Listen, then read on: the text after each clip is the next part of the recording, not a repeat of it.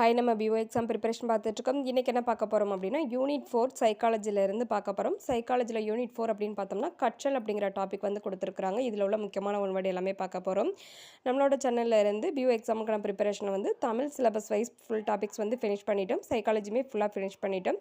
Science and social வந்து 2 டைப்ஸாக பிரிச்சிருக்கிறாங்க. Politics எல்லாமே கொடுத்துருக்குறாங்க. நம்ம சைடு பை சைடாக வந்து ஃபினிஷ் பண்ணிக்கிட்டு இருக்கோம் ஒவ்வொரு டாப்பிக்குமே. இப்போ வந்து சைக்காலஜிலேருந்து 4th டாபிக் பார்க்க போகிறோம். நம்மளோட சேனல்லேருந்து டெஸ்ட் பேஜுமே கண்டக்ட் பண்ணுறோம். தமிழ் எலிஜிபிலிட்டி டெஸ்ட் மற்றும் பிஓ எக்ஸாமில் உள்ள தமிழ் சிலபஸ் ஃபுல்லாகவே டாபிக் வைஸ் வந்து கொடுத்துருக்குறோம். சப்போஸ் நீங்கள் டெஸ்ட் பேஜில் ஜாயின் பண்ணணும்னு நினச்சிங்கன்னா நம்மளோட மெயில் ஐடி டிஸ்கிரிப்ஷன் பாக்ஸில் இருக்குது. அந்த மெயில் ஐடிக்கு காண்டக்ட் பண்ணி நீங்கள் வந்து ஜாயின் பண்ணிக்கலாம். அதில் வந்து தமிழ் ஃபுல்லாகவே நம்ம கம்ப்ளீட் பண்ணியிருந்தோம். அந்த டெஸ்ட்டுக்கான ஃபீஸ் அப்படின்னு பார்த்தோம்னா 100 ருபீஸ் வந்து ஃபிக்ஸ் பண்ணியிருக்கிறோம். எதுவும் டவுட் இருந்துச்சுன்னா மெயில் ஐடிக்கு காண்டக்ட் பண்ணி நீங்கள் ஃபுல் டீட்டெயில்ஸ் கேதர் பண்ணிக்கலாம். இப்போ கற்றலில் இருந்து ஃபுல் டீட்டெயில்ஸ் பார்க்கலாம்.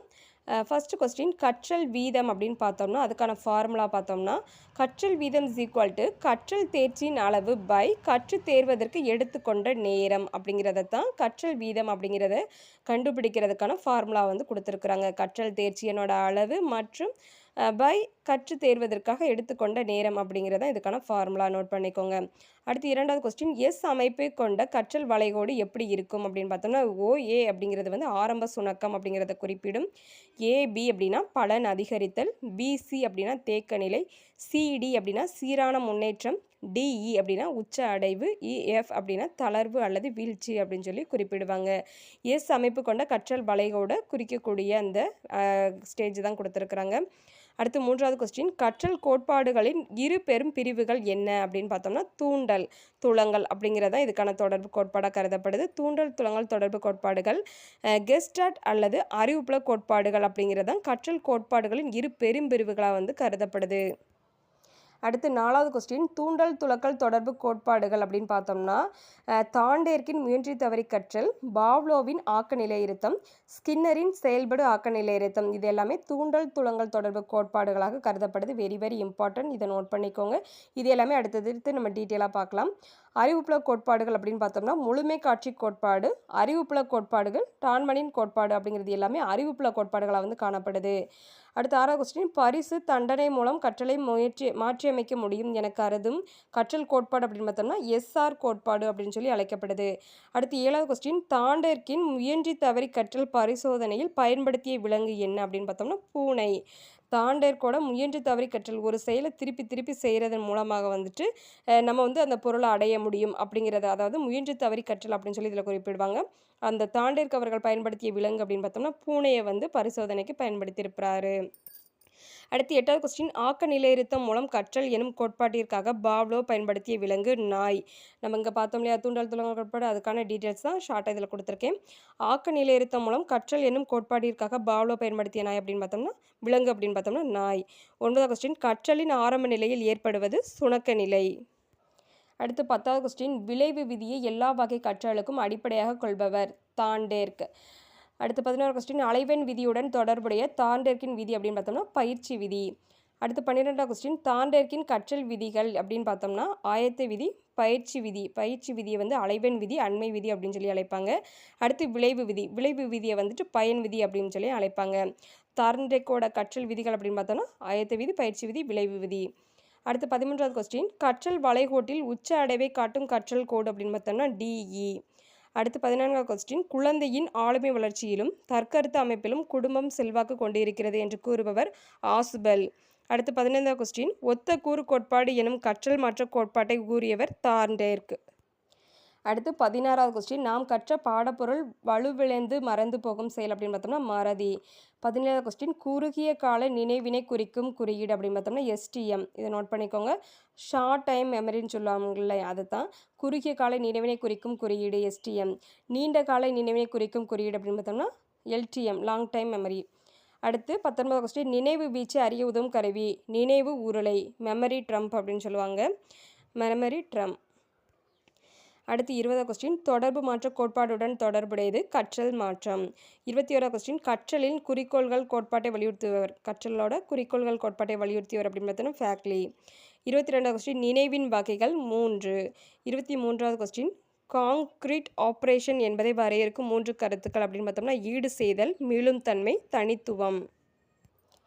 அடுத்து 24வது கொஸ்டின் டேஸ் மாற்றத்தை கற்றல் ஏற்படுத்துகிறது. நடத்தை. 25வது கொஸ்டின் நன்கு விரைந்து செயல்பட்ட பிறகு தொடர்ச்சியான பயிற்சிக்கு பிறகும் கற்றலின் முன்னேற்றம் இல்லாத காலம் டேஸ் என அழைக்கப்படுவது. உன்னத நிலை அப்படின்னு சொல்லி அழைக்கிறாங்க. அடுத்து 26வது கொஸ்டின் குவி கற்றல் வளைவில் கற்றல் என்பது ஆரம்பத்தில் மெதுவானதாக தான் காணப்படும். அடுத்து 27வது கொஸ்டின் டேஸை தோற்றுவித்தவர் சார்லஸ் சென்டர் பியர்ஸ் ஆவார். பிராக்மேட்டிசத்தை வந்து தோற்றுவித்தவர் சார்லஸ் சென்டர் பியர்ஸ் அப்படிங்கிறவங்க தான் இந்த பிராக்மெட்டிசம் அப்படிங்கிறத வந்து தோற்றுவித்திருக்கிறாங்க. அடுத்து 28வது கொஸ்டின் திட்ட வழி கற்றல் என்பது டேஸை உள்ளடக்கியது. நேர்கோட்டு மற்றும் கிளை வழி கற்றலை வந்து உள்ளடக்கியது. அடுத்து 29வது கொஸ்டின் குழந்தையை மையப்படுத்தி கல்வி முறையோட தந்தை அப்படின்னு பார்த்தோம்னா ரூசோ. வெரி வெரி இம்பார்ட்டன்ட், இந்த கொஸ்டின் நோட் பண்ணிக்கோங்க. அடுத்து 30வது கொஸ்டின் பார்க்குறோம். ஆக்க நிலையுறுத்தலை ஆராய்ந்த மனோ தத்துவ ஞானி அப்படின்னு பார்த்தோம்னா பாவ்லோ. அடுத்து 31வது கொஸ்டின் ஆக்க நிலையுறுத்த கோட்பாட்டோட விதிகள். இது வெரி வெரி இம்பார்ட்டன்ட், நோட் பண்ணிக்கோங்க. இதில் வந்துட்டு இடையில உள்ள விதியை வந்து கொடுத்து இது எத்தனாவது விதி அப்படின்னு கேட்குறதுக்கு வாய்ப்பு இருக்குது, நோட் பண்ணிக்கோங்க. ஃபஸ்ட்டு வந்து உருவாதல் விதி, அடுத்து ஆக்க நிலையுறுத்தம் அழிந்து போதல், அடுத்து பொதுமைப்படுத்துதல் விதி, அடுத்து 4வது வேறுபடுத்தி அறிதல் அல்லது பிரித்து உணர்தல் விதி, அடுத்து 5வது 2ஆம் நிலை ஆக்க நிலையத்தம் அப்படிங்கிறத வந்து குறிப்பிடுறாங்க. அடுத்து 32வது கொஸ்டின் இந்தியாவில் எழுத்தறிவின்மைக்கு ஒரு முக்கிய காரணம் அப்படின்னு பார்த்தோம்னா மக்கள் தொகை. அடுத்து 33வது கொஸ்டின் வெகு தொலைவில் உண்டாகும் சப்தத்தால் மாணவர்களின் கவனம் பாதிப்படைவது வந்து கவனக்குறைவு அப்படின்னு சொல்லி குறிப்பிடுறாங்க.